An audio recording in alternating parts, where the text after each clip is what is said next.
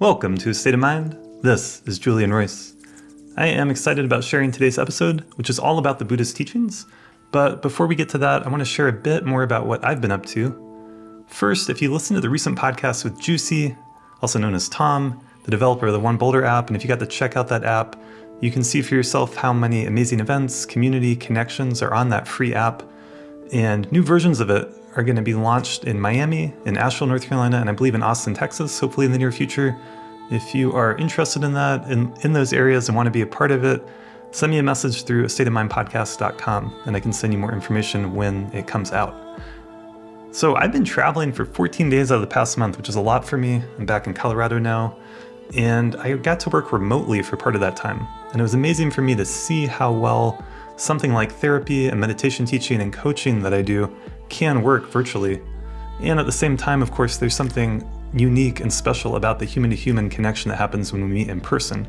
So I'm going to continue to offer in-person meetings as well as virtual meetings for those who want that. And as we get to the end of this year, 2022, I think it's natural to look back on the year, to reflect, to see how you learned, to see how you grew and what you learned. And I can honestly say when I look back over the past year, I've worked harder and I earned more money this past year than I ever have before. And it's actually at a point now where I'm needing to take my foot off the gas pedal a little bit and have some rest over this Christmas, New Year's time. One thing that I learned that is new for me is I learned how to DJ, and I've done that now at multiple events, and it's been a lot of fun. I love to see everyone dancing, and so I'm going to create a SoundCloud account. My DJ name is, at the moment, Julian Ocean, so maybe I'll share that and more about that on the podcast, but the SoundCloud will be a way for me to share some of the sets that I've created and other music that I love, so check that out. And another big thing in my life is last summer I started a new community house here in Boulder, Colorado. It's called the Awareness House, and it's been a real labor of love. A lot of work has gone into it, and I'm really thankful to say that overall it's working really well. We have 6 bedrooms, there are 6 people. The downstairs basement area is like a separate apartment with its own kitchen, so it's a wonderful house for this kind of thing. And we've had some great events here, including Authentic Relating, which is a way of communicating and talking and building intimacy and connection. So we've been teaching that, having some events around that. We have had breath work. I've led cacao ceremonies there, which have been really great. And we've had ecstatic dances and other things like that. We've got some great things planned for the new year. And this is really part of my longstanding passion for creating positive community. And it's something that's not easy. Like I said, it takes work, it takes energy in general. Building community, creating community isn't something you get paid for, and you don't always get the recognition for it that you want. I've talked to other people about that, but it is something that I value deeply. A lot of people I know value a lot. I'm sure a lot of listeners of this podcast value, and it's something that's really needed in our world. Part of what makes it challenging, though, is it goes against the grain of the vast majority of our society, which is built around individualism and consumerism. And I think it's fair to say, especially with the pandemic, that we actually have less and less thriving communities, and we have more and more isolation, along with increased amounts of anxiety, depression, addiction, and all those other things, and they're connected, right? There's a clear connection there. These things make sense that they happen, these issues, when we take social creatures like us human beings who evolved to exist in communities, and we make ourselves isolated like this. So many of us don't even know our neighbors' names. So anyway, like I said, building community and bringing people together is a passion of mine, and I'll be sharing more about it in upcoming episodes. But I wanted to share a little bit about it here in this intro. So now for today's conversation. Today I'm speaking with Jack deTar. Jack is a longtime student of the Buddhist teachings, especially the Tibetan Buddhist tradition, and he's training under 2 of my own teachers, Chokyi Nyima Rinpoche and Phakchok Rinpoche. He works as the Shedrub Mandala Coordinator for Chokyi Nyima Rinpoche's centers and activities across the world, and as the executive director of the Rangjung Yeshe Gomde, California, which is a Buddhist retreat center nestled in the forested mountains in Northern California's Mendocino County. And this Rangjung Yeshe Gomde retreat center in Northern California is a place where I spent 3 long summers many years ago doing a kind of work trade program where I got to live there, and I worked on the land and in the kitchen, and got to participate in the teachings and retreats that they had. It's a very beautiful, very blessed place, so I can highly recommend it if you want to go there and check it out. But if you do go there, please watch out for the mosquitoes, which there are tons of mosquitoes, and definitely watch out for the poison oak. And honestly, I've never seen a plant growing anywhere in the world as abundantly and as happily as poison oak grows there. I don't know what it is, but it just shoots up. It grows everywhere. In fact, when I was working there, a friend of mine had to be hospitalized because he got it so bad. So if you go there, please watch out for all the crazy poison oak. And on that note, I now bring you Jack deTar.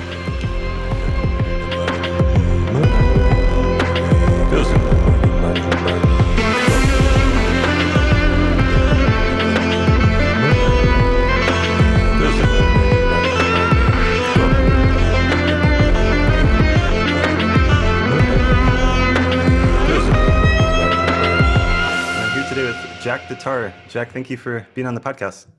Oh, my pleasure. Hi, Julian. Hey, good to see you. So, I don't know if we ever met in person. We were just talking about that, but you are the director of Gomde, California, right? Which is a Dzogchen retreat center where I spent 3 long summers volunteering and doing a work trade and basically lived there for the whole summer. So, you came for the Kumar program or the Buddhist Study Summer program? I think it was called the Kumar program. Yeah. Yeah, Kumar program. Yep. Oh, nice. I didn't know you spent 3 summers here. Yeah. That's wonderful. You have to come back and visit. We've been developing quite a bit over the past few years. Really nice. Cool. Yeah, I'd love to come back. Yep. Are there people there doing solitary retreats and things like that? There are. We have some nice facilities on the land, really supportive for solitary retreat. It's an unbelievable place located about 3.5 hours north of San Francisco in pristine Mendocino County wilderness. There are 2 rivers that run through it. You've been, but for anyone listening, it's a great place for practice and blessed by the practice of many great masters. Shedrub Rinpoche, Chokyi Nyima Rinpoche, Phakchok Rinpoche, Khandro Rinpoche, Digar Kongtrul Rinpoche, Sosur Khensa Rinpoche, Tsoknyi Rinpoche, Mingyur Rinpoche, Orgyen Togyo Rinpoche. Like so many great masters have come to this land and practiced here, and you can feel that. It's amazingly empowering place for practice. Yeah, that's definitely true. Pretty much everyone I talk to who's been there, like, talk about that. It's very peaceful. It feels good. It's definitely a special place, a special land. Yeah. It was sacred to, or there was a kind of a different spiritual group there before it became a Buddhist center, right? There was, but even going further back, there's Neolithic archaeological sites in the land. So people have been gathering in this place. In particular, there's a gathering site in between various indigenous communities. Is a gathering space for many years. Really, Wow. Okay, I didn't know that part. That's cool. Yeah, it's really cool. And there's redwood trees there too, right? It's right by the big redwoods. Yep, redwood trees and just like vistas that are really supportive to the type of practice that we're taught in our lineage. So. Beautiful. Yeah. Yeah. It's interesting. I can imagine someone listening to this and, like, if you think about a nice, simple place in the, where there's peace and quiet in the countryside to meditate, it seems like it would be easy. But I learned, like, when I was there, there's so much work needed to create an environment like that. And it's fascinating, right? Like, all the effort and work to create a retreat center. It's actually not easy to pull off. Right. But like that work itself is the practice in many forms. I mean, you have to engage in your formal sessions really diligently and make aspirations in your formal sessions in order for the outer work to manifest in a way that's like in accordance with the intentions of the lamas and supportive to the Sangha. And we just get squeezed, we get squeezed. All of us doing Dharma service get squeezed. And I think it's the activity of the mandala, the activity of the lama that squeezes us in a particular way, so that all of our hang-ups and difficulties and places where we're stuck come to the surface, and then we get to engage with them directly in practice. Yeah, okay. Well, that was actually really interesting what you just shared. Like, there was a lot in it, but this idea that through different meditation practices and things, you kind of get your mental world, so to speak, in order, and then the outer world can manifest around it. Is that basically what you were saying? Well, yeah, I mean, the teachings always say that the container is an expression of the contained, which is to say that the external world is a expression or manifestation of the minds that inhabit it, so to speak, like on all levels. I mean, definitely in terms of perception, like if you if you have like a loving and kind heart and walk into a room, everyone appears to be a little bit more loving and kind Mm. to you. The outer world seems to be more pleasant. You have an angry mind, you walk into a room, the room seems to have an atmosphere of anger. But even on a sort of structural level or political level, it's we're dealing with societies, right? And societies are composed of minds. And so if you want to alter the structure of a given society, then so much work has to be done uh, within the minds of the individuals who are creating the society. And so, you know, it's so funny doing Dharma work. You sort of get you get an experience that allows you to sort of understand the degree to which all these outer phenomena and structures and systems do reflect the quality of the mind of those who are creating it. Yeah, no, that's well said. I mean, it's interesting how powerful just human beings are, right? And I've thought about this sometimes. Like you can look around and almost everything you see has been influenced by humans. The buildings, Yeah. the cities, the infrastructure, it's unbelievable. But what you're pointing to a deeper level of like what is the intention behind the minds that are creating this or the consciousness? And I think it's true. I think what you're saying is true just on a very practical level that I think most people could get, right? Like you said, an angry mind, you start to see the world, you kind of get that reflection back. Other people will seem less trustworthy if you're in an angry frame of mind, right? Totally. I mean, and if you walk into a room and there are, you know, like in Nepal, I'm the executive director at Gomde, California, but I also right now serve as the Shedrub Mandala Coordinator, so the coordinator for all of Chokyi Nyima Rinpoche's activities globally, and so I get to spend a lot of time in Nepal at the monastery, which is the source of all of this activity, and spend time with the monastics, and it's super humbling. I mean, you walk into a room with 300 monastics engaged in meditation or prayer or practice, and it's like walking into there's just some sort of radiance there. There's something going on. You walk in, you feel something. The atmosphere is different. Mm. And that's a function of the minds of the practitioners and the special methods of the tradition. And it's unlike anything we're generally exposed to, I think, as Westerners. Yeah, that's really true. We don't grow. I mean, obviously, there's a huge cultural difference, but yeah, I don't know. Maybe people experience something similar in church, but Yeah, you're speaking to a culture where they're monastics, monks and nuns who basically are like full-time meditators or spiritual practitioners. It's like they do it like it's their job, right? They're doing these things all the time. Yeah. I'm actually. Yeah, yeah. They're doing it all the time, continuously. Formal meditation sessions and post meditation sessions, continuously engaging in practice to such an extent that I think for many of the really excellent monastics, nuns, and monks at our monasteries and nunnery, uh, there starts to sort of the distinction between formal meditation sessions and post meditation begins to collapse. And so they're just continuously within a state of meditation, many of them, I think. Oh, that's beautiful. Yeah, Yeah. that's another really important point you're making of like formal meditation and the what's called post meditation, or really any time in your life when you're not formally practicing, right? And how, and like I guess what you're speaking to is the ideal or goal of having your realization, really your insight, like permeate all Yeah. of your life, right? Yeah. Yeah. Exactly. I mean, that's what, like within the Mahayana path, we're taught that the meditation of someone who has reached, the second bhumi or second ground of the bodhisattva paths and second ground of the bodhisattva bhumis, and someone on the sixth bhumi. In terms of the formal meditation, the meditation is the same, meaning what they enter into in meditative equipoise is the same. But then in post meditation, there's a distinction regarding the degree to which that individual is purified through their meditation practice. And so, really, at a certain point, it becomes all about how much you're sustaining in post meditation or outside of your formal sessions. Yeah, that's a good thing to share with people listening to this. And I remember when I was studying more of those Mahayana teachings, it's a long time ago for me now, but there was this, you're talking about the bhumis, like these levels of realization. And it was like once you get to the first boomy, you're kind of good. You've like made it, and you've reached in theory, you've Yeah, reached a point where your yeah, consciousness, your stream of mind won't descend back into delusion. You've had some like, serious yeah, awakening happen. yeah. You've had direct experience of emptiness. But this is so high. I mean, first boom is so high. I mean, we like to think. I mean, I don't want to speak for everyone, but first boom is very high,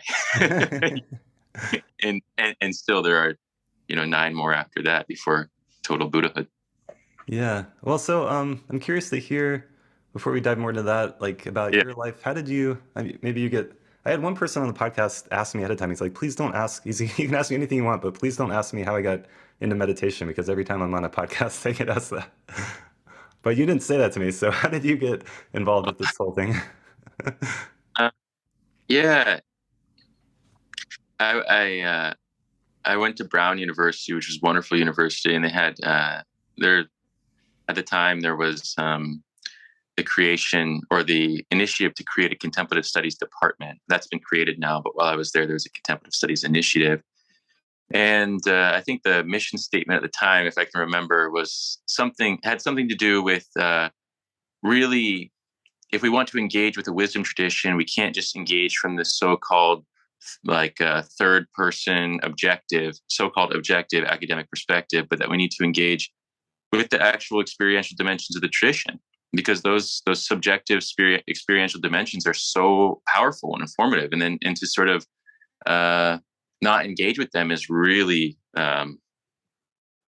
like it's very limiting actually when I'm trying to learn about something. So so I was kind of getting into this, and I was in an exploratory phase of my life, and I had a good friend who got hit by a car, and he was a really kind person, a really upright person, a very uh, gracious person, and almost seemed invincible in a particular type of way. And he died. His name was Avi Schaefer, and after he passed away, after that happened, after he was killed, really, uh, my sense of reality was totally shattered in a sense. Like I remember walking home and I saw a tree in front of me, and the tree was so vividly present. So against the backdrop of loss, like against the backdrop of this sort of disappearance of someone, like what is it for things to arise at all? Like what is it for them to appear?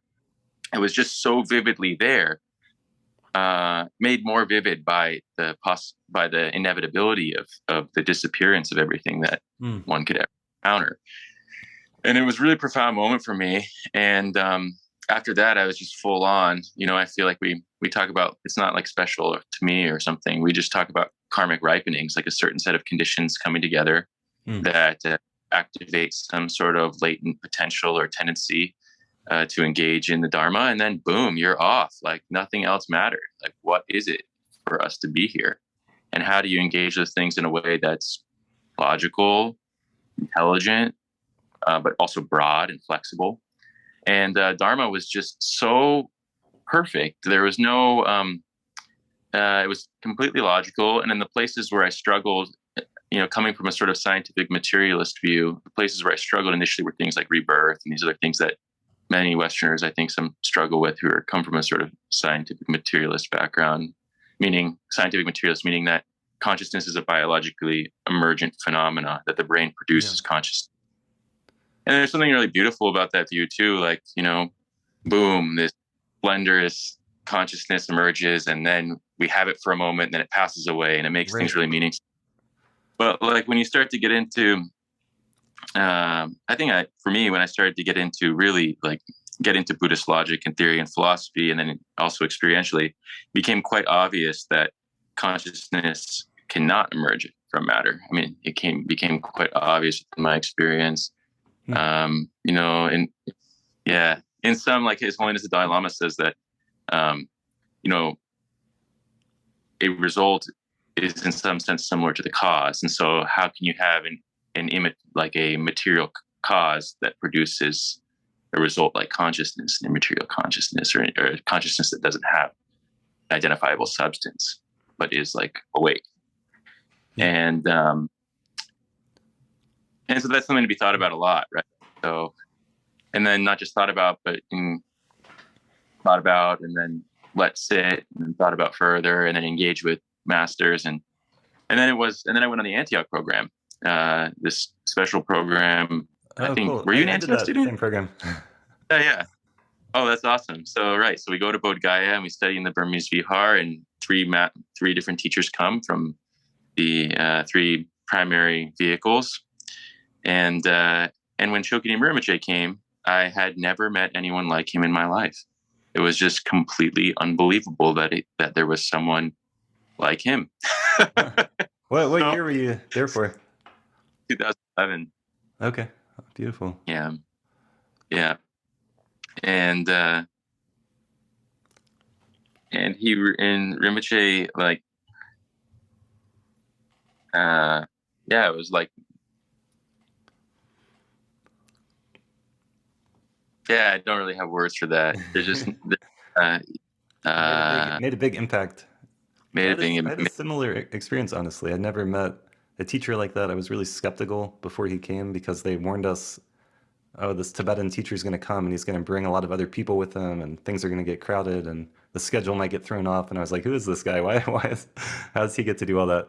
And then when he got there, it really did change forever the way that I practice meditation and my understanding of meditation. So, Oh, wow. That's wonderful. yeah. Yeah, I'll never Why? forget that time it was early in the morning and there was the early meditation class before breakfast and I went there and he was just sitting up there and I was like, okay, it's time to meditate. And now it's like, I was there in 2006. This was before YouTube and stuff, I think, at least in my experience. The words that he said, like, I just never heard that kind of meditation teaching before. And maybe it's become more common, but there was a shock. I was like, oh, the way that I'd been practicing, it was like, for me, it was pointing out instructions in that moment, for sure. And it's also beyond the words, just there's something else that's going on there, when he's meditating, there's something else going on in the room. And it's not like what is said, it's who says it sometimes. Yeah, for sure. Yeah. That's actually an important part of the tradition too, that maybe a lot of people in the modern contemporary world, like if you don't have that experience, it's hard to get that. But if I'm honest, I have experienced that. Like, one person could say the same words, another person says them, and it's not the same. So I think you're right. Yeah. So that got you into the world of Tibetan Buddhism. And it sounds like that moment with your friend passing, that was a big shift for you too. So thanks for sharing that. Sure. I mean, just impermanence, everything really is impermanent.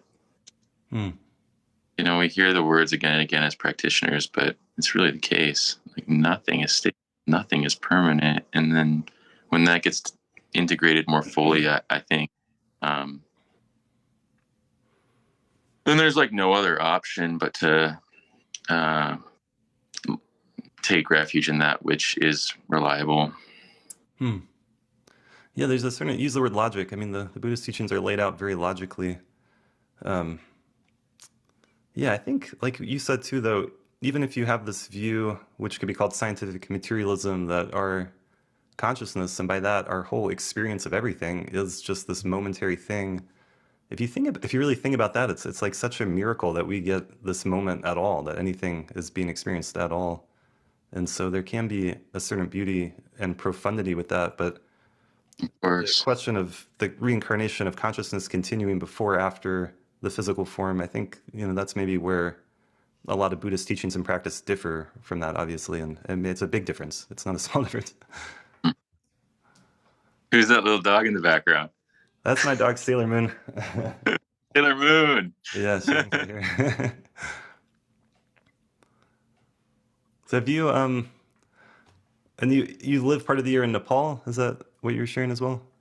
Yeah, so I live about 4 or 5 months a year in Nepal, the rest of the time here in California. I mean, I travel a bit to Rinpoche centers around the world, and I was just in Jackson Hole, Wyoming, with Dr. David Schlim, another student of Chokyi Nyima Rinpoche's. We were doing a medicine and compassion workshop, so providing both like Buddhist methods, but also a Buddhist view to assist medical practitioners with providing a more compassionate care for their patients, but also handling burnout, handling sort of what is sometimes referred to as compassion fatigue. Yeah. Yeah, that was an interesting. I mean, it was the second year doing that. That was really interesting, learning from these medical practitioners what they're dealing with, how they're engaging, and then being able to, with Lama Oser, another monk from our monastery, provide something. I think it was helpful. Yeah, burnout is a big issue in psychology and mental health, and of course, like the whole medical field altogether. Yeah, yeah, it is. I mean, it's because we like view. I mean, of course, we have like physical limitations, and we have certain mental limitations when we're conditioned in a particular way. But we view compassion, I think, oftentimes as some sort of like resource or something that's limited or confined in a particular way. And then once we use it all up, we have to go recharge and get our compassion reserves back. And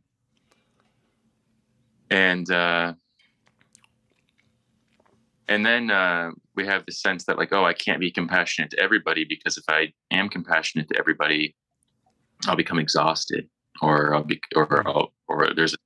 maybe there's weakness there. I won't be able to accomplish my aims if I sort of indulge everyone's distress. Right. But that's just like a fun, incorrect.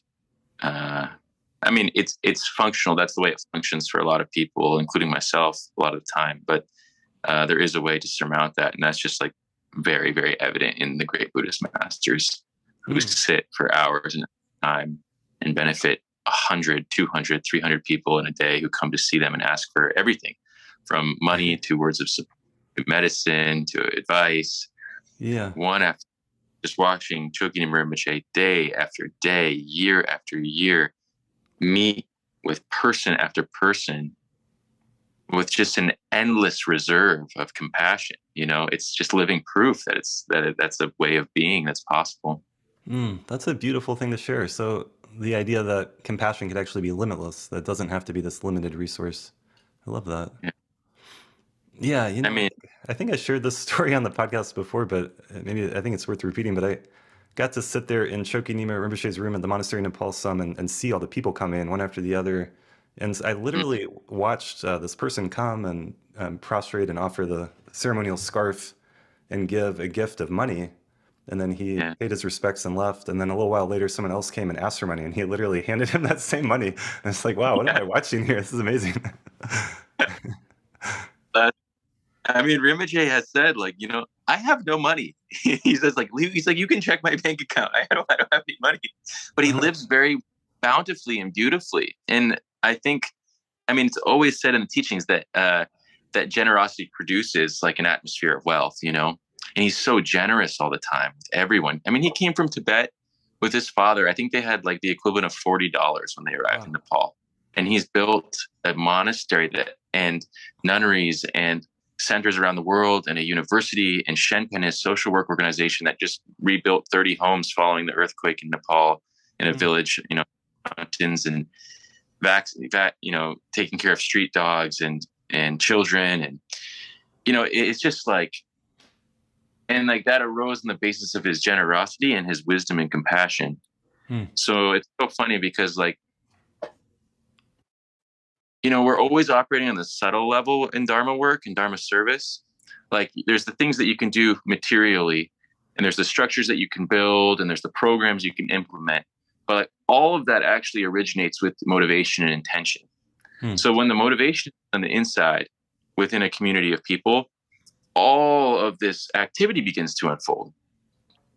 With generous motivation, loving motivation, less ego-driven motivation, is unbelievable, the result that occurs. And so,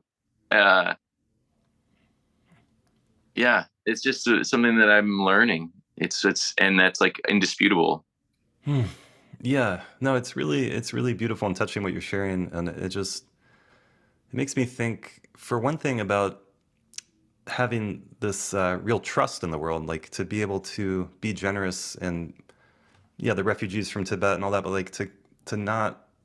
A lot of people are working so hard to save up money because that's a sense of security for them, and that makes sense. But it's inspiring to be around someone who has transcended that actually.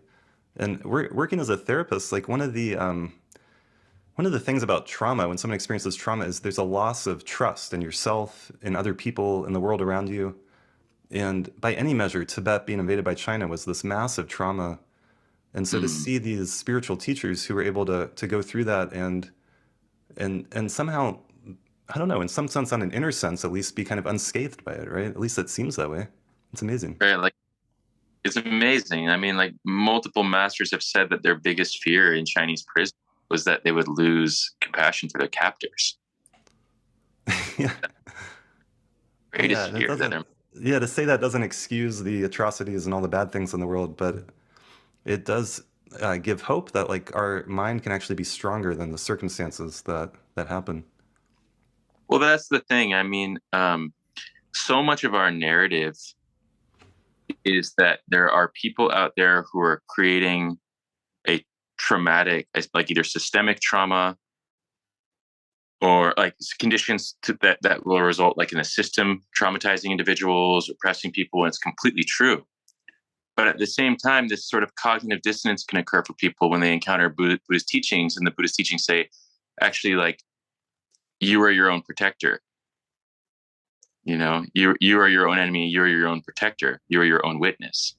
Hmm. Uh, or like these Lojong teachings where it's like drive all blames into one, like Hmm. take all the suffering onto yourself. You know, or even more radically, like uh, you can attain a state of realization in which you are unstained by outer phenomena, where like Hmm. you're Love that. unable to be traumatized, and are a source of endless love and compassion for others. Like that's a possibility. And so, but that's not in contradistinction. That's not in contradiction with the fact that there are all of these like systems in place, social systems, political systems in place. That there's basically systemic trauma. That they're not in distinction. Hmm. Yeah, that's well said. Yeah, I agree. I think, like with a lot of these things, there can be a both and, whereas often the conversation gets pulled to either or. Like, so it's like either we do spiritual practice or we do activism to help the world. And it's like, what about the both and? And if Right. we, even if we created a world of immense abundance and everyone getting what they need materially, if you're not happy in your mind, like, what's the point? And I've heard Chokyi Nyima Rinpoche talk about that in different ways and other teachers too, but I really agree with that. And I think one of the things I got from getting a chance to live in Nepal for, I think I was there for about 9 or 10 months. There's a lot of poverty, right? There's a lot of hardship. There's a lot of physical poverty, but there's also a lot of happiness. And so, and Yeah. then coming here, like to this country, like so much that we take for granted, like even, the running water, the water you can drink out of the faucet. I mean, it's like it goes on and on. But even like being able to walk from here to a post office and mail something and have a reasonable expectation it'll arrive, and that process taking like 20 minutes instead of taking like 10 hours. Like, I mean, Yeah. It's just different. It's just different. Yeah. I mean, in the teachings, there's these three different types of generosity. There's the generosity of providing material things. There's the generosity of protecting others from fear. And there's the generosity of providing the Dharma. And the highest is the generosity of providing others the Dharma in a genuine way, because then they can liberate suffering within their own experience. Uh, but generosity like isn't confined to just like a sort of material givings. It's like just the state, like an open-hearted state of presence. Like you can be generous with your whole being all the time to everyone around you. I mean, that's a possibility. And even if you don't have much money, it's hard because we get conditioned into a state of fear, and like reasonably so. It's hard, but and for some people and some groups of people, it's much harder than others, and they're facing those conditions. Um, but like to say that But to say that one couldn't give rise to that mental state is actually to like deny others of their like fundamental birthright. Yeah. Like actually everyone has the capacity to be like open-hearted and loving and compassionate, because that's our basic nature. I mean, that's the thing. Like if you had to cultivate it, it was entirely conditional, then man, it might not be the case. Like my sugar. Yeah. But from the Buddhist perspective, that is our basic state, and everything else is conditional. So That's such a great teaching to share, because you can hear that and you can think about it and consider that possibility, and just that shift in perspective, that the conditioning is actually what's taking us away from that. So we don't have to, yeah, manufacture that. We don't have to try to force it. We can actually discover, like you're talking about, like a wellspring of that within you. I love that. yeah, I love those teachings. yeah. I mean, that's that teaching. I mean, that thing that I'm like sharing very laterally, just as part of my experience, and something that we're both kind of engaging in. And if we're if you're practicing this way that Rinpoche taught, that premise is the foundation of like all of the Mahayana teachings. Like you wouldn't actually be able to attain awakening unless it were the case that that is the ground, Yeah. So because like we're talking about getting a hold of that one thing that is reliable, that one thing that isn't conditioned, that one thing that isn't going to change, because that's where our safety is. Nothing else is safe. Everything else tricks us. Everything else deceives us. Money deceives us. Fame deceives us. Praise deceives us. Temporary pleasures deceive us.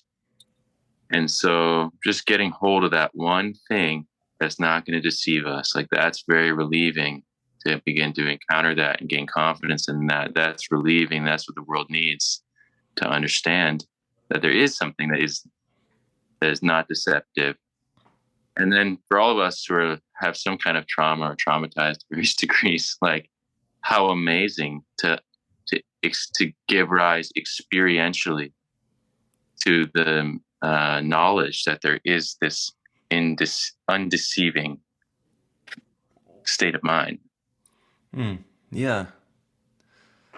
Yeah, beautiful. Yeah, I'm kind of asking myself, what someone who's skeptical might say here.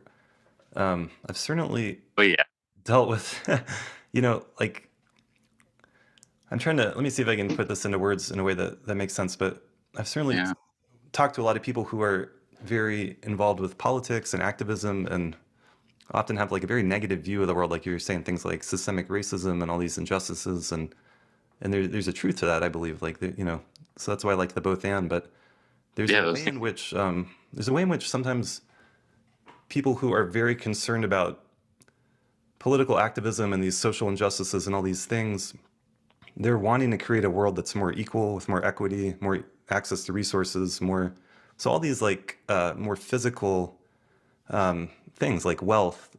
But in in a certain way, they're actually, even as they rail against capitalism, they're buying into the fundamental underlying principle that money is what really matters. And Buddhism offers a different perspective, and the examples of monks and nuns who are happy, who are content, who have transcended to some degree or another their outer circumstances, like that's a really powerful thing that I think our world needs. I think we need both. Like we need a more sharing of resources and all that, and ending these injustices, but to have examples in our life of people who have found something deeper than that, I think is really important. Yeah, I think that's right. I mean, people say, like there's like the acknowledgement that like you need a certain set of conditions to be able to engage in practice. I mean, it's very hard to sort of study and learn and practice and commit that time when all of your time is being directed towards surviving, So I think I think online teachings are helping now provide teachings that people can listen to on the way to work, on the subway or on the bus or in their car. And there are ways of practicing outside of formal meditation sessions. One needs to be able to engage in some type of formal meditation practice, but there are ways of integrating the teachings moment by moment into your life. But I think we're just not exposed we're not exposed to that possibility that you're identifying, that like material conditions aren't the cause of happiness, and but are supportive. But we need some type of support too, at least initially, to be able to engage, I think. But yeah. But yeah, go ahead. I just read this long interview with this DJ. I'd never heard of him, but apparently he's really famous in Europe, and he makes millions of dollars a year. And the journalist was asking him, like about that, and he's like, "Yeah, I don't have to worry about money anymore. But the important thing is, I was happy before." And that part really struck me. I was like, "Wow, he's happy before the money, the fame." Yeah, exactly. I mean, the thing is, like, from the Buddhist perspective, the cause of suffering is the 5 poisons that arise. I mean, the reason we suffer is because of the continuous presence of the 5 poisons: anger, aversion, hankering, lust or desire, pride, jealousy, and then fundamentally ignorance, or like clinging to a dualistic view of reality. And that's actually where the other 4 sort of emerge from. And then all those, I mean, this, I'm just sharing, but just like, and then all the various, the variations of that, the combinations and mixtures of all these negative emotions and their various textures. And there's a sense that, like, okay, through like a certain type of application of a negative emotion, such as anger, like I'll be able to accomplish some sort of structural change, and the structural change will result in happiness. But that's like saying through, continuously imbibing poison, I'll be able to like change some sort of outer phenomenon that will result in me not being sick. And we don't trust, actually, we don't believe that anger in particular is innately harmful. We think it can be harnessed and used and applied in a skillful way.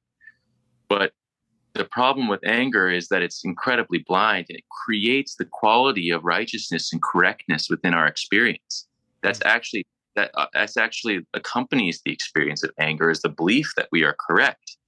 But it's a very narrow sense. It's a very narrow mind state that's induced in the moment of anger. I mean, we've all had the experience of being very angry, reacting in a particular way, and then the next day we realize, I shouldn't have reacted that way, or we feel a little bit of shame. I was narrow. There was more there than I was seeing. And so, I mean, even His Holiness the Dalai Lama says that at a certain point, like, anger becomes so, like, there's a degree of anger that makes an individual no longer capable of being engaged with in a sort of intelligent way. And then so we cripple ourselves by indulging anger, even if we think that we're using it correctly, or in a sort of precision, like a precision anger strike, but anger is painful. Also, in the moment of anger, how much pain is present. Like, we look in our experience, when we're angry, there's so much pain right there. All we have to ask is, what's the quality of my mind? How much pain is present? Boom, you can see it. Anyone can see it. So, the thing is, like, and then people, but then in sort of distinction to that, people think, okay, well, compassion is weak, is soft. You accommodate for people's problems. You accommodate for systemic inequality. Like, compassion actually isn't an effective vehicle or force for change. Like, some people feel this way, really. Yeah.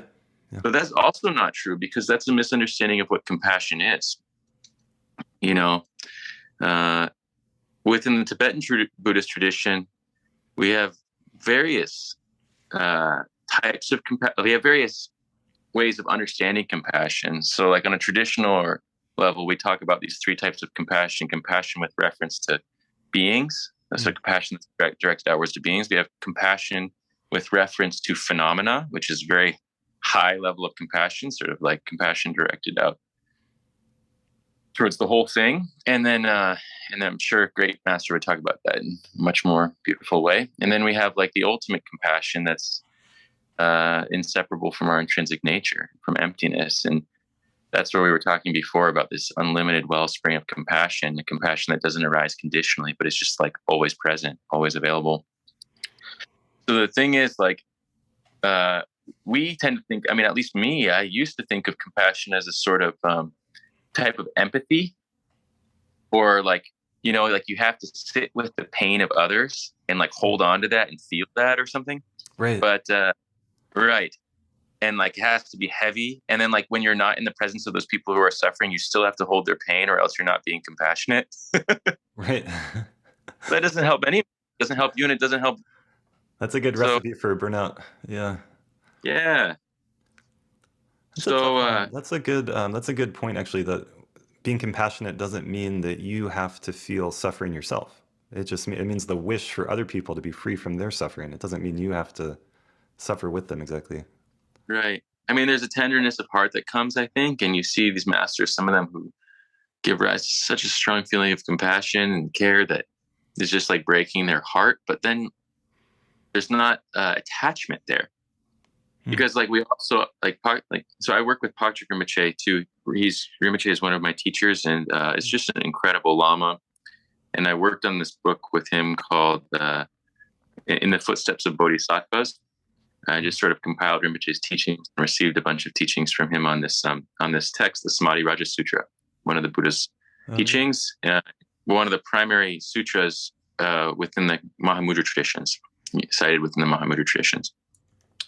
One of the things that Rinpoche said that really struck me and continues to help me, that like he says that compassion is our mirror. So when we engage in a compassionate act, if the object of our compassion doesn't respond in a way that we're expecting them to, and we feel angry at that, we can see that our compassion had a particular agenda or type of attachment associated with it, and it wasn't just for compassion, right? Yeah. And then like, if like we feel a little pride in our compassion, it shows there's a little superiority. It's not really actually. Or if we feel like, if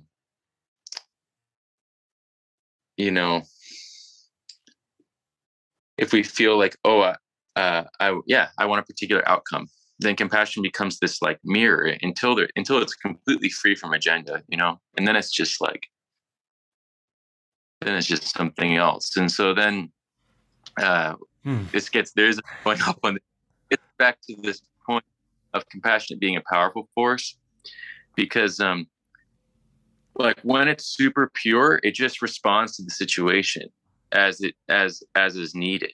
So like if there's a baby in the middle of the road and there's a thorn in the baby's foot, and baby can't walk or get off the road, and a semi truck's coming, the mom's going to run out there and grab that baby and rip that baby off the road, then rip the thorn out of that baby's foot, Yeah. And that's by love. There's no anger there, but the expression is super forceful and swift. Yeah, that's a good example. Yeah, I wanted to go back to talking about anger. A lot of therapists and in psychology, we sometimes talk about like healthy anger, or anger can help you establish boundaries, like healthy boundaries. Like it's a kind of a complex topic, honestly. And a lot of people experience anger, like road rage and all this irritation, or they feel angry at their kids and then they feel bad about it and all this stuff. And so it's interesting to hear you just come out and say, like, there isn't healthy anger. Like anger is a poison. It's not healthy. It is poison.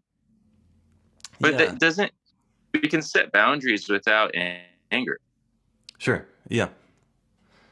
Yeah. I mean, I think I tend to go maybe towards the sense that anger is an energy, and that it could be transformed. It could be an expression of compassion. And on some level, I think it always already is that, but we don't see it that way.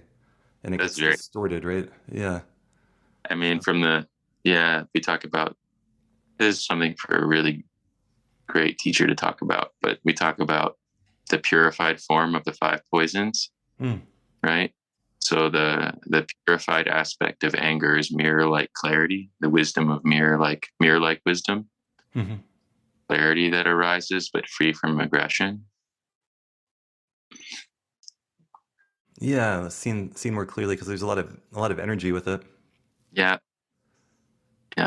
So yeah, I think it's one of these things that's worth really spending time with and diving in deeply, and having just like a superficial understanding isn't gonna take you too far, because like you said with the baby example, sometimes you need that energy to like run out there and grab them, and it's not about being quote unquote nice in that moment. It's about saving the life. Yeah.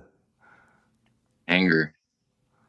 Yeah, that's such a I guess I'm dwelling on it. I have a number of clients I work with who talk about road rage. Like I have someone I worked with who was stuck in traffic in Denver, and someone else like forced their car between the lanes and like threw a bottle at their car, like stuff like that. Like it gets wild out there. And of course we see the worst examples on the news, but I imagine for everything that makes the news and is so horrible, there's probably 100 lesser incidences, right, that didn't make the news, or 1,000. I don't know. There's Yeah. a real problem. But like, how, mm, so then what? So someone throws a bottle, but then what? Yeah, what do you do with that? You know, Diego, and I was surfing. I grew up in San Diego, and actually, I wasn't surfing. I was out on a kayak with my friend, and we were young. Like I was maybe 19. I had been studying Dharma for a couple of years, or 20, and so not very experienced practitioner. I'm still not, but what less so then. And someone got really upset with us because we were taking out this kayak in the waves where people were surfing. It's really stupid, actually. And we came into shore, and I looked back and I waved sorry at someone who we had cut off in the kayak who was surfing, and the guy had this really sinister smile on his face. And I thought, oh man, okay, well.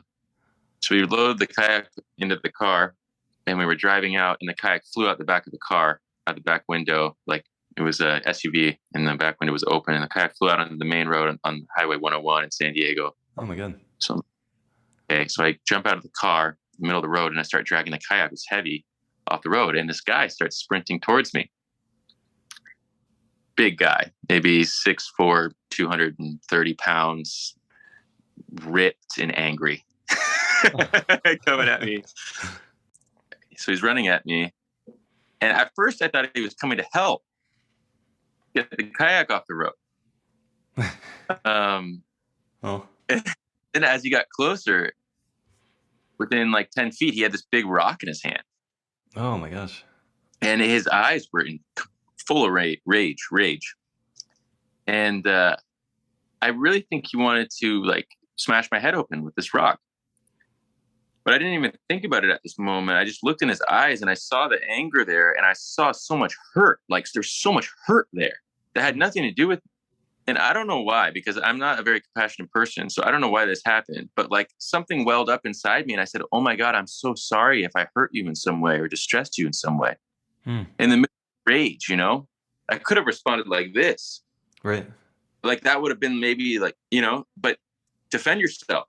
But I was just like, I'm sorry. Like, it just came up. I think blessing of my Lama, actually. and he stopped with rock here. He stopped. Wow. like it was like he got shot with some sort of like paralyzing dart or something, you know? Oh, he man. stopped, and I could see the anger fade from his eyes, and then it resurged. But when it resurged, instead of hitting me with the rock, he just threw it at this plastic kayak. It bounced off, and he said, never take your boat here again, and left. Wow. Now, my fault. I shouldn't have taken the boat out there, and it was actually dangerous and stupid. I was like a stupid 19-year-old kid. But if I hadn't responded that way, I might be like in the hospital, or I might be dead, you know? You could have died. Yeah. I could have died. Really, really. It was like that much force was coming toward my way. So nothing would have stopped him except that response of like concern and compassion. Yeah, that's a powerful story, and it's real. And like I was saying with that example of the road rage, like it's a similar kind of thing, that similar kind of impulsive anger energy. And right. I think, yeah, I mean, our compassion's not strong. It doesn't work if it's not real. You asked, I told the story when they throws the bottle at his car, and he said, what next? And I was kind of thinking about that. It's like, because that person I was working with was left with this feeling of anger in their system, rage really. And they didn't act it out. They didn't throw something out of their window. They didn't get in a car crash, but it stuck with them for a long time. And when they think about it, it's still there. And I think that there's a tremendous value really in the Buddhist teachings, to be honest, like, because you can put your faith, your trust in that is a poison. It's not going to serve you. And you can have insight like, okay, that wasn't really about me. Uh, and where I Yeah. think the rubber can really meet the road is like, if you have insight into, selflessness, egolessness that Buddhism is always talking about, but it can actually really help because it's like, what was he throwing that bottle at? Like, what was you can kind of deconstruct the whole thing and it can be kind of funny. Like it's an empty plastic bottle. It's not going to actually hurt you. And a rock will actually hurt you. That's, like people ask, so like with these doctors, they ask, because the thing is like, as the ego goes down, the compassion increases. So like when compassion is recognized as like an actively powerful force for all types of change and benefiting oneself and others, and that which is obstructing compassion is this like sort of conditioned egoic relationship to a reified permanent reality. Like when that starts to diminish, then the compassion goes up. So people say, oh, I want to increase my compassion. But the way you increase your compassion is actually by reducing your ego. And the way that you reduce your ego is by applying Buddhist method and view. Hmm. Yeah, I like that. That's a good. I like that your hand gestures there. Raise one, lower the other. Yeah. Yeah, it's interesting. Like if something, and I've experienced this too myself. Like I'm far from not experiencing this, but if something bothers you, or there's the road rage incident, and like it's a few days later and it's still bothering you that much, that is a sign that like you're holding on to that, you're carrying it around, and it doesn't mean that like seeing that doesn't mean you can just immediately let it go, but it gives Yeah, you some insight into the mental dynamics that is continuing that suffering forward, right? It's like keeping it going in some way. It's like a flame you're keeping alive, or yeah. totally. I mean, you're feeding that. It's Right. gone. At that point, you're feeding it. Yeah. Yeah. And you might not like to hear that, but you can see that it's true, right? Yeah, that's how we all are, though, I think. You know, Yeah. like really trained to lie. It's really hard to let go because stuff gets into what we call our subtle body, too. Hmm. We get it up. Like somatically, we get, imprinted. Absolutely. Yeah. It's in our nervous system. We need to be able to feel it in a way that it can release or process it in a way that it can release. I think the other thing it makes me think about is just if you have a belief or worldview of like, for example, I need to be a real man and I didn't respond in the right way. And then that can Yeah, continue to feed that anger. And that, of course, that's ego, but it like points to the kind yeah, of toxic masculinity or just like toxic ideas that we are conditioned by in our culture. And I think yeah, the real Buddhist teachings that aren't, they're not really bound by culture. There's something beyond culture. They're able to help us get beyond that kind of conditioning of like, oh, that's what I should have done, or yeah. So that's why. Yeah, I mean, if one has that particular complex, which I did, and I'm sure there are still vestiges in there. Um, it's really nice to sort of engage with a tradition that identifies like pinnacle masculinity as like pinnacle compassion. wow, yeah, that's pretty radical, right? Yeah, like I mean, even I don't want to talk about tantra too much, but like many people have seen like images of the powerful tantric deities, male deities, Hmm. and like they are like just nothing other than the expression of wisdom and compassion. Hmm. So it's like what is like fully blazing, powerful, like like like like supreme maleness. It's like love, man. Wow, And yeah, I love. skill Yeah. and accommodation and care and reliability. Hmm. Yeah, I love hearing that. That's such a powerful thing to say, and then to own that, and then to go through the world, and like that's that can be my truth, so to speak. And um, if you get in an argument with someone or someone else has some other view, like that's okay, but like like kind of plant your flag there. Nope. I had an interesting. I guess I could share this. Like this just happened to me the other day, so it's kind of on my mind. But like this person came to me and they said, "I don't have anywhere to spend tonight. I just got back into town. Can I spend the night at your house?" And they're not an easy person. They kind of rub people the wrong way. They're challenging. They tend to like say really critical things, or in this case, they just kind of came up like immediately asked this like like very abruptly, and so I was like it brought up all this stuff for me, and I actually said, you know, like, okay, you can spend the night, but I knew that there was gonna be this other part of me that was like, why did you say yes to this? Like, you should have better boundaries. But You got guilt. I chose to consciously do it as a practice of compassion. And Mm. it wasn't that easy. But one of the most challenging parts about it was just that part of me that's like self-critical of like, oh, I should say no, I should have better boundaries. Like, Oh, you shouldn't reward that kind of behavior. And I chose to not do that. I chose to actually be like, okay, here's the place, spend the night. You have to leave in the morning, but you can spend the night here. And it worked out okay, but it wasn't, you know, there was some like uncomfortable moments and blah, blah, blah. yeah. Yeah. So you like set boundaries within, I you set know, a you boundary like, within myself, you know, and I don't know what the right, you know, it's who knows what the right thing to do. Like both answers could have probably been a way for me to grow because I sometimes do have problems saying no to people or having boundaries in that way. But it was interesting to just go fully to this and like there was a boundary there of like, you know, one night it's not going to be a couch surfing like week or yeah, something. But yeah, that's a really, that's an interesting situation. I think like many people can relate to that conundrum, you know, especially people yeah, who want to be practitioners, you know, because it's like, oh, this is the practitioner thing to do, or the compassionate thing to do would be to provide a space for someone. But then like you're sort of making an object out of that as well, you know, like there's like an egoic aspect of that as well. that's Like, true too. Yeah. you know, but whatever, who cares? I mean, like, Yeah, I mean, yeah, that's yeah, an interesting one.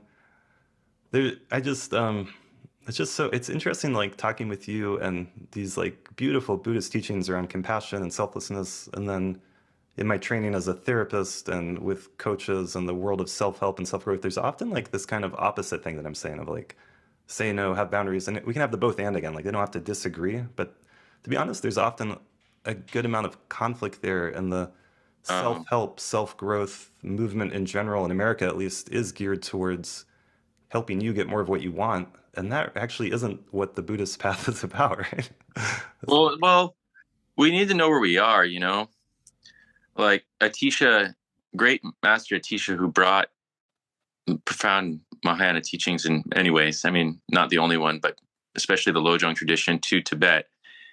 He was traveling for many, many years, and he chose like the most annoying attendant possible. Oh yeah, I've Like, heard that story. right? Like all the other monks were like, "Why are you bringing that guy? He's so," you know, because he became the source of his training. You know, continually irritating him, so that he could see the spots that need to be cleared. I mean, one teacher said to me that the place of tension is the place of growth, Hmm. which is just returns again and again. Tulku Sherdor, Western Tulku, really interesting guy. Really, Oh I yeah, like him a I lot. actually talked. He's going to be on the podcast in a couple weeks. I talked to him a few weeks ago. Place of tension is the place of growth. Hmm. Yeah. So, but anyway, but just to get to I think it's really interesting because I've also, in my experience, had to negotiate like what boundaries are and how does setting boundaries fit within the context of compassion and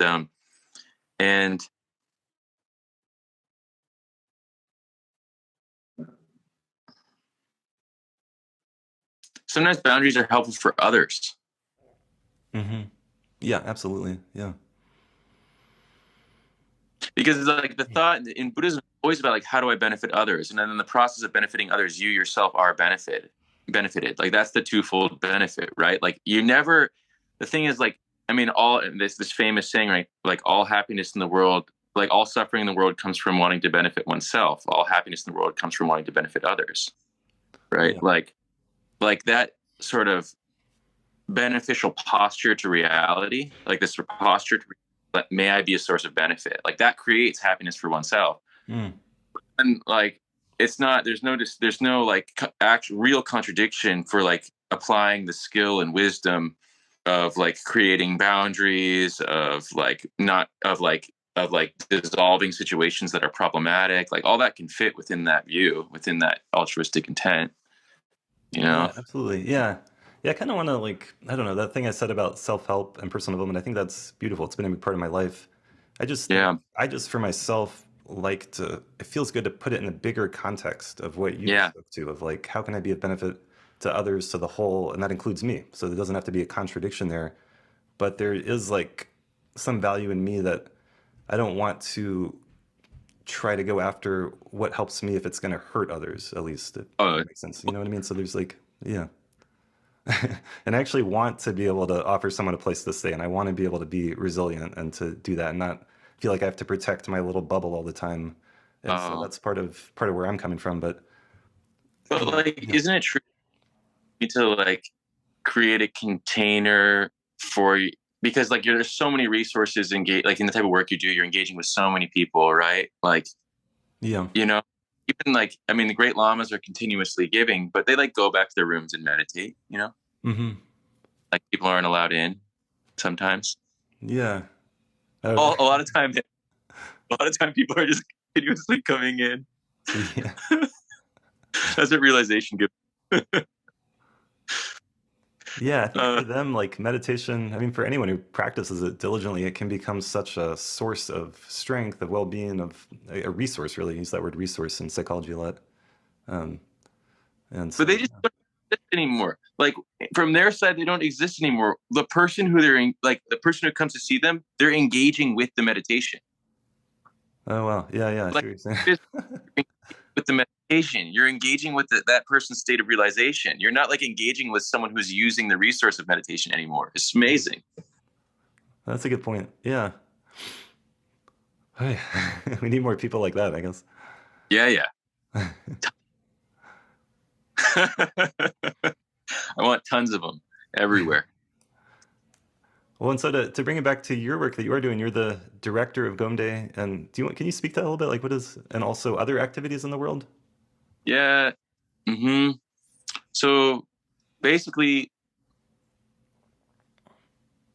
we need a couple of things when talking. Like, I think something I've been talking a little bit about, or like receiving a little bit from Phakchok Rinpoche is, and Chokyi Nyima Rinpoche through different lenses, through different angles, is like, what does it mean to preserve the Dharma? So different lamas have different activity, right? And preserving the Dharma really means protecting sentient beings, because like the Dharma protects humans and other beings. It's like, it's that which actually brings happiness. Mm. If someone applies them, happiness results. Like that's what it does. And it's just unbelievable because there's no suspicion around it at a certain point. You're just like, yes, if I engage, my happiness increases. And so does the happiness of those around me. If I don't engage and I follow the like patterns and habits of my own like confused mind, I create more suffering for myself and others. Like I just continuously end up in pickles and dilemmas that I need to mentally wrestle with and solve. Whereas when I engage in Dharma, those things like dissolve and like happiness unfolds. So it's sort of like some profound, powerful like tech, you know? But like you have to have like the side where people are preserving that, like preserving the tradition in an authentic way. Like, a lot of people want to modify the tradition who don't have realization, and so they want to determine what's cultural and what's not cultural, and what's useful and what's not useful. But if you don't have realization, you haven't engaged in the tradition. It's just a profound exercise in arrogance, and it's really harmful. I mean, like so much of what we identify as cultural, you know, initially is actually method. So you're dispensing with profound method. So we need people who really hold that and understand that and practice that and realize that. And that's the monks and the nuns and the yogis, right? The lay practitioners who are giving rise to that realization. So that's sort of the inward facing preservation. Then the outward facing engagement is like the, you know, creating the monasteries, creating the programming, like the translation work, the outreach, like this type of stuff, right? Mm-hmm. Translation, also preservation too. It's kind of in both. And so then like, what is it to create Dharma institutions? It's to create places that both preserve and engage. And that's kind of what we're doing at Gomde, California, and across the world in all of our Gomdes. And so we could get in more into Gomde, California if we want, but really it's a sort of broad, we have to think very broadly. And what is it to sort of preserve the authenticity of the tradition and engage the 21st century world? And that's like multifaceted and very interesting.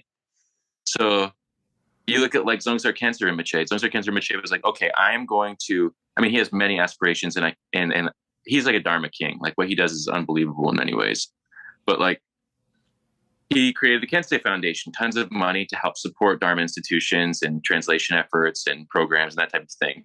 Chokyi Nyima Rinpoche, also Dharma King, like has created, is creating scholar practitioners. You know, he created Rangjung Yeshe Institute to come and study in a monastery, receive an excellent Western academic education, and also receive a monastic Buddhist education. Now, those people are all over the world are in PhD programs, graduating from Harvard and Berkeley and all these like top academic institutions, and they're changing Buddhism because they're bringing in like, you know, these very important aspects of a traditional view, and at the same time are highly refined Western academics. So then you have like them, they're doing that activity. And then like Mingyur Rinpoche has got thousands of followers and is speaking in a language that's super accessible for Westerners, you know, like 10,000 people following him and engaging with the scientific community and in Richie Davidson's lab. And he has like his particular particular aspect of the activity. And then you have some teachers that are like focusing primarily on the preservation of the tradition and have a small group of students and they're holding it down, you know? So you have all of these different lamas engaging in these various aspects of the preservation of the Dharma. Tartong Tulku, Rinpoche, I mean, he's like hidden, you know, like people don't see him. But his 3 daughters are out in the world doing unbelievable work. I mean, they're amazing people, you know, engaging with all 3 vehicles of Buddhism. Even though he's a Tibetan Lama, and he lit a butter lamp at the White House for Vesak some years ago. I mean, the first time we had like a Tibetan Lama in the White House for Vesak, you know. Oh, I don't know about that. Interesting. Yeah, it's cool. It's cool. I'll send you a little article afterward, or a little note. Chokyi Nyima Rinpoche wrote an appreciation letter, basically, about this. So you have like basically what I'm saying is you have to really understand what it is to preserve the Dharma and create Dharma institutions. We have to have like an incredibly vast view of what is possible, what it means to preserve the Dharma. It means protecting beings, and then all the different angles by which one could do that. And so we're in the process of I'm kind of in the process of identifying, I mean, my job is to serve the lamas, but also I'm in the process of identifying like, okay, what particular flavor of activity am I going to engage with as just one individual trying to help? And we can all kind of think about that, but in order to like really do that skillfully, we should really take, I think, we should start to broaden our view of what's happening within the Buddhist world. Yeah, it's inspiring to hear about. And it's really clear, and I can feel your passion. Yeah. That word, I like it. We said preserving the Dharma means protecting beings. There's something about the word preserving that I don't love, but I get what you're saying. Like you think of like for preservatives. Yeah.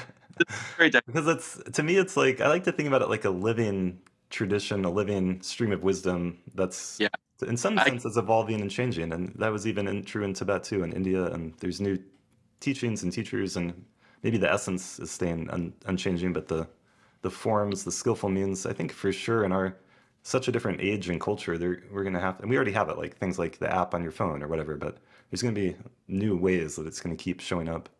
Yeah, but I agree, but I think I think that there's also a big danger there. Yeah, that's why I guess the term preserve is useful in some sense, because there are so many forces that are unconsciously degrading authentic Dharma. Yeah, do you want to speak to that a little bit? I mean, that's a huge topic, I realize, but it's true what you're saying in terms of there's so many different teachers who are teaching in all different ways, or taking different pieces from here and there and different things. And it's really simple in my mind. Lineage, authentic lineage is the most important thing. Like if you're taking teachings, but if someone is taking teachings from someone who's not within the stream of an authentic lineage, who isn't held accountable by a realized master, who hasn't had the sort of flow of that realization pour into them, then very unreliable teacher. Yeah, that is a simple way to put it. you get syncretists, you know, people who want to pull from this and from that. Sorry to say, Mahamudra and Dzogchen cannot be practiced outside of the context of an authentic lineage. It just can't. It just can't. I'll say it. and you know, and like, and I'd be happy. Like, I'm not trying to be aggressive about it. I just want to be clear, you know. doesn't mean that like one can't work with their mind and like tame their mind and engage in loving kindness and compassion and like become an exquisite person, you know? But there are certain things that just can't be practiced outside of lineage. And so, there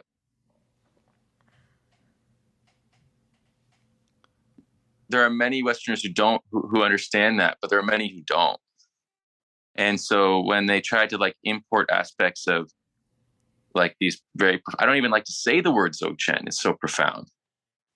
When people import aspects and just like let these words like hang out in their mouth as if they're not the most precious thing that one can engage with, then it degrades the tradition. Yeah, it's you know, you could look at it like a big difference in cultures because our culture doesn't have that sense of lineage and reverence for the past and all of that in the same way. But I mean, from what you're saying, you don't see it as a cultural thing. You actually see that as essential to the Dharma itself, like this. Yeah. Yeah, it's not like ancestor worship or something like that. I mean, which is also profound, but it's not. It's like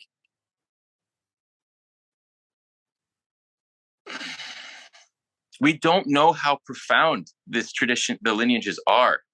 Actually, we don't know how profound they are. Westerners, like we don't understand the incredible profundity that is there. More profound than anything that we can engage with anywhere else within our world, I think. Even great art and great philosophy, Western philosophy, beautiful, like powerful. And also, Buddhism doesn't own wisdom. So this intrinsic wisdom that these profound lineages reveal and unfold is something that is everyone's birthright and exists within anyone. It doesn't have a particular name, you know, isn't owned by anyone. But, and of course, it's possible that someone can sort of encounter glimmers of that. But there's no way that without like a being who has fully realized that, transmitting the methods and the view to someone else, there's really no way for that, for us to gain stability in that. And it's just too profound. There's something really special there and something worth preserving, to use that word. And in that sense, preserving is a good word when you talk about lineage, I think. Yeah. I guess I wonder if, I mean, even from what you're sharing, just granting all that, there could be new lineages that are formed that could start. And I think in some ways that's happening. I don't know. We never know what the future will hold, but the history of religion is such that it's constantly branching out in the more and more paths, right? More and more streams. Yeah. But that new lineage would have to be would have to be like a tributary of another stream, you know? Yeah. I mean, it's flowing. Yeah. I guess, I'm not sure where to go with this. I just think that maybe that both and again, like you said, that the wisdom could be found in many different places and different situations, and there's something really valuable about these ancient lineages that are actually passing on something. It's something ineffable, something that's hard to name and describe. I think people feel it. I've felt it. People feel it, but we're spiritually bankrupt, man. Like we get attached to some type of concept that provides some sort of hit, you know, some sort of like spiritual inspiration. And then we like continue to run and build on those concepts, just like suckling at them for some kind of joy or meaning. And we just do that in crazy directions, and you can end up in some weird ass place. Sorry to say, you know, but that's actually not what it is to engage with the wisdom that is beyond concepts, that is passed from a genuinely realized master to a disciple. They're not the same thing. Yeah, I'm curious. Like, are you familiar with the work of Sam Harris? Is that part of your life at all? Yeah, a bit. More and more. People are bringing up. If some of your criticism would apply to him and what he's doing with his teaching and meditation, because he was actually a student of Chokyi Nyima Rinpoche, and people. I mean, no, just kidding, Sam Harris. You know, Sam Harris got some instruction from Chokyi Nyima Rinpoche, but I really don't know how much, you know, and how long he was there, to be honest. I mean, a lot of people were, I'm close with a lot of Tugurgan Rinpoche students, and it's not like Sam Harris was with Tugurgan Rinpoche for many years, like many of them are. And I think Sam Harris is probably doing a lot of good, like in terms of exposing people to a different way of relating to reality. And I must admit, I'm speaking from a place of ignorance because I haven't sat down and listened to a lot of Sam Harris's talks. So, and my intention isn't to be highly critical. My intention is to acknowledge the simple fact that that the non-conceptual wisdom present that is transmitted by these traditions must flow from a realized being to a non-realized being. Yeah. So maybe one way to look at it is just it's a good thing that meditation and mindfulness is getting more and more popular and out there, and then people can investigate themselves and find, if they want to connect with genuine lineages. Luckily, they're still here, some of them, and they can pursue that and find it. And if not, they can have a lot of benefit just from practicing a more secular form or a more, even with a more materialistic scientific view, you can still get a lot. Like meditation can still do a lot for you. Yeah. Of course. I mean, that's the amazing thing about the practices. But if you practice with a scientific materialist view, you're just not Buddhist. That's just not. But that's okay. I mean, it's beneficial. It's beneficial, but it's not Buddhist. So that's what I'm saying. Like, when we talk about preserving Buddhism, it's like it means like not letting like our sort of like Western and empirical views like co-opt Buddhism and like we can't just because it's like a scientific materialist says I'm Buddhist, like you can say that, but it's actually not true from the traditional perspective. Yeah. By any means. Yeah, I do think it's important if you're going to use a word like that you understand what it means in the tradition. And yeah, you could call yourself something else. There's a lot of other words out there. Yeah, but it doesn't matter whether it doesn't matter also whether we call ourselves Buddhist or not Buddhist. Like the question is like whether you're really practicing Dharma, like really engaging others with a loving heart, remaining flexible, remaining open, and have a correct view of reality. I mean, I don't. It's good for words to mean something, right? It would be a shame if that word just became so watered down it lost any meaning, right? Yeah, like Buddha has a profound meaning. Dharma has a profound. Yeah. Yeah, true. the etymology that there's so much teachings there. Yeah. I wonder, like, one quick question for you. What do you think about transmission from a lineage from a realized master through something like Zoom, through a phone call, through an app, or even through a recording? Do you have any thoughts on that versus seeing them in person in the moment? A lot of teachers have talked about this, and they would like know. I mean, these great masters could speak on this with way better than I could. So I'll just kind of repeat some of what I've heard.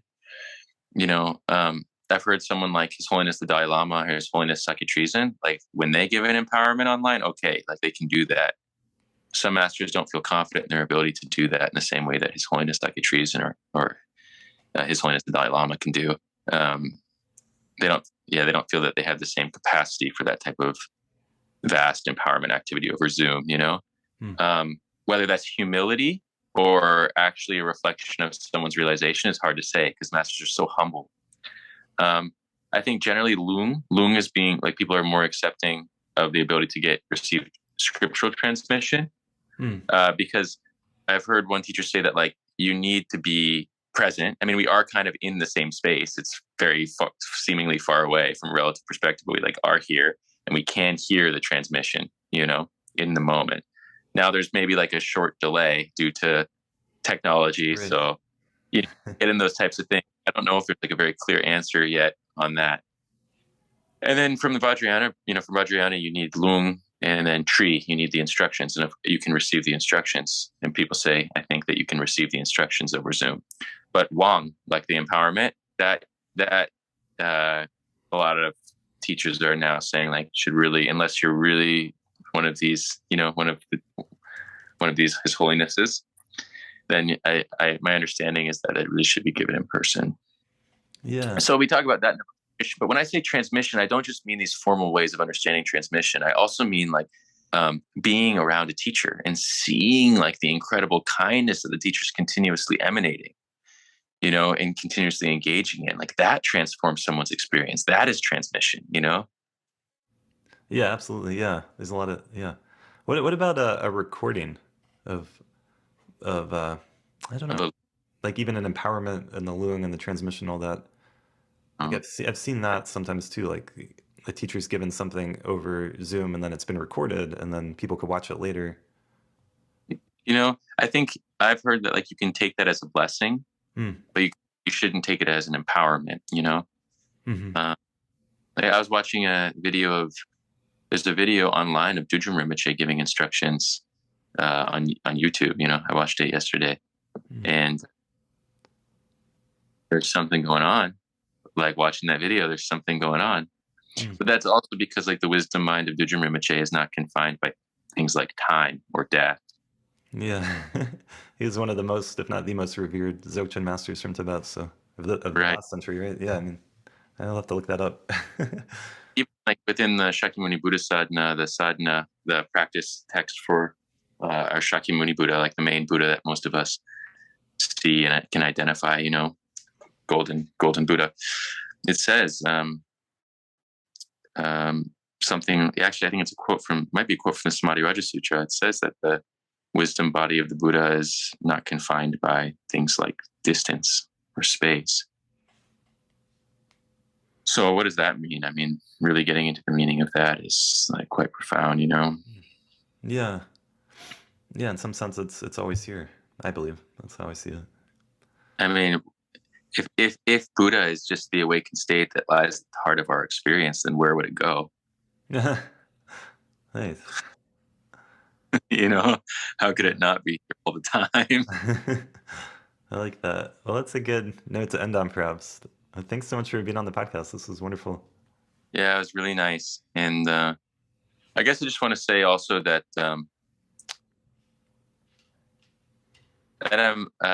really not trying to like critique, and I think I have this force, like there's some force there, but I just feel like the teachings are so precious.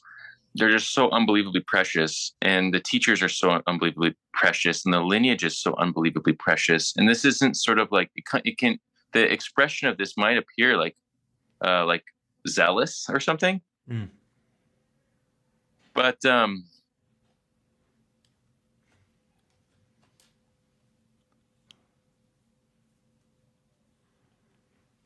it's just like having grown up in a sort of a scientific materialist background and had a view of the preciousness of human life as a biologically emergent phenomena, as something that's like there and then gone, Mm. and then moved into a view uh, that really accepts the continuity of consciousness, and therefore, because the continuity of consciousness is the reality, then the whole game changes, and like the project for one's life has to become like incredibly uh, vast. Like one has to understand that like what we're doing here now doesn't just affect us now, but affects us indefinitely, because it doesn't just disappear or blow out. And since the lineages hold the wisdom and the methods that allow us to escape like this continuity of suffering, they're so precious. They're so precious, and so that's where this sort of protective intent arises from. But I have like Yeah. deep respect for anyone engaging with any aspect of the Buddhist tradition or anything that Buddhism has inspired that's beneficial for others. And I also have really deep respect for other religious traditions because they provide benefit and help others. Mm. And there's wisdom there. And I also have respect for anyone who is just looking at the world from trying to understand things and like looking at the world with curiosity and a sense of awe and a sense of love. And I have respect for people who are wanting to commune more with nature and connect with the world through observing plants and observing animals, and people who are just living their lives and don't have a very specifically defined worldview, but are just remaining open in the presence of others, or those who are attempting to, or those who are like really trying to work through their shit and like are having a difficult time, but are trying. Like I've got respect for the whole thing because every single one of those people has Buddha nature. And you can call it Buddha nature, or you can call it wisdom and love at the heart of their experience. But every single one of those people has that. And that's very beautiful. So it creates this sort of total experience of respect for the whole thing, Yeah, absolutely. Thank you. Yeah. I appreciate what you just said a lot. I think part of what you're saying is the Buddhist traditions are worth understanding and respecting, and the terminology and the teachings, and they're worth, knowing the history and where they came from and what they actually mean, and respecting what the tradition has to say about them and how they carry them forward. And that's that idea of lineage in part, and not just looking at it like, let's run throughout the world and take whatever we want and mishmash it into our own thing. And something about that doesn't feel good. So I appreciate what you're saying. Yeah. All right, Julian, thanks so much, man. Really, thank you. Thank you so much for listening to another episode of A State of Mind podcast. I work here in Boulder, Colorado as a psychotherapist, coach, and meditation teacher, and you can learn more about that at astateofmindcounseling.org. You can learn more about the podcast at our website, astateofmindpodcast.com, and you can also get a t-shirt, stickers, a hoodie like this one I'm wearing, and other goodies. Send us a message if you want those. Feel free to send us any feedback. If you'd like to support this podcast directly, you can do that at patreon.com/astateofmind. And another way that you can support the show is just to share it with friends, share it with family, post about it on your social media accounts, leave us a positive review on Apple Podcasts or Spotify. All those things make a big difference, and they're greatly appreciated. And I really appreciate everyone who listens to this, who sends us a message, who shows their support. We are at over 100 episodes now, and it's just been an incredible journey with this podcast. And I'm really looking forward to bringing you more great episodes, great conversations, and great content in the future. So stay tuned, and I will see you here next time.